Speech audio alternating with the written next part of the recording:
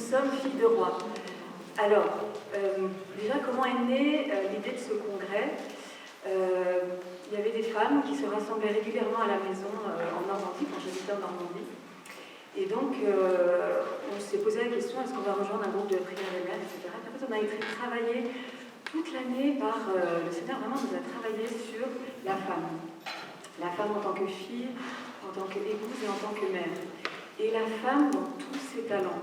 Comment révéler ses talents au monde. Voilà, et ça, c'était il y a peut-être 6-7 ans. C'était les prémices.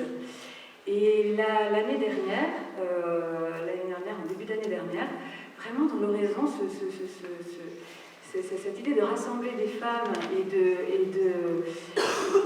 autour de ce, et après je vais vous dire ce que c'est que les filles de roi, eh bien, a germé l'idée de ce congrès. Voilà, donc de rassembler, en fait, c'est quoi les objectifs de Filles de Roi? C'est vraiment de réveiller l'élan missionnaire de la femme à la suite de Marie-Madeleine, donc on est vraiment dans un lieu béni pour ça.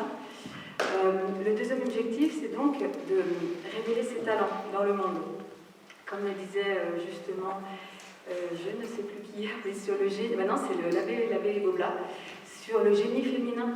Vraiment, c'est l'heure, c'est Paul VI qui disait ça, l'heure est venue vraiment de révéler le génie féminin qui est propre, qui peut vraiment influencer de façon positive la société, nos familles, et chacun des lieux où on se trouve, que ce soit en politique, que ce soit dans nos familles, que ce soit dans le business, en finance, que ce soit dans l'art, la culture, que ce soit dans les médias, que ce soit vraiment dans nos communautés religieuses. Enfin, vraiment, c'est large, c'est vaste. En fait, le cœur de Dieu est large et vaste. Alors voilà, donc ça, c'est les objectifs, c'est de rassembler les femmes aussi. Rassembler les femmes, comme vous voyez, on est 250 à peu près. Rassembler les femmes pour repartir fortifiées, pour voir qu'en fait, il y a des femmes qui sont debout aujourd'hui. Des femmes qui se lèvent pour la gloire de Dieu. Voilà, donc ça, ce sont les objectifs de Filles de Roi.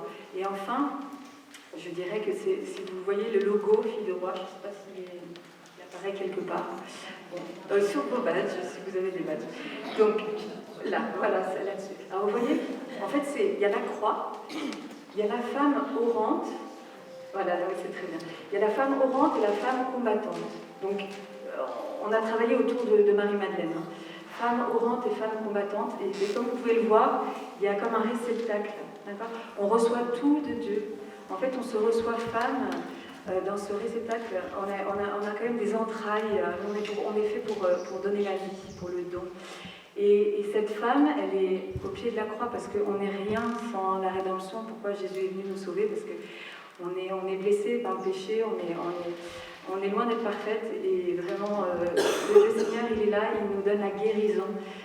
Dans ses rayons, par la croix, nous sommes sauvés, nous sommes libérés. Et vous avez la femme orante et la femme combattante. Donc, l'idée, c'est Sainte Thérèse d'Avila, c'est oraison, action.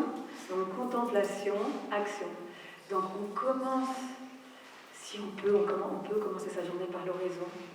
Et après, on peut agir. Mais en fait, si on ne prend pas du temps pour Dieu, si on ne prend pas de temps dans l'oraison, ce sera de la paille au vent. Voilà.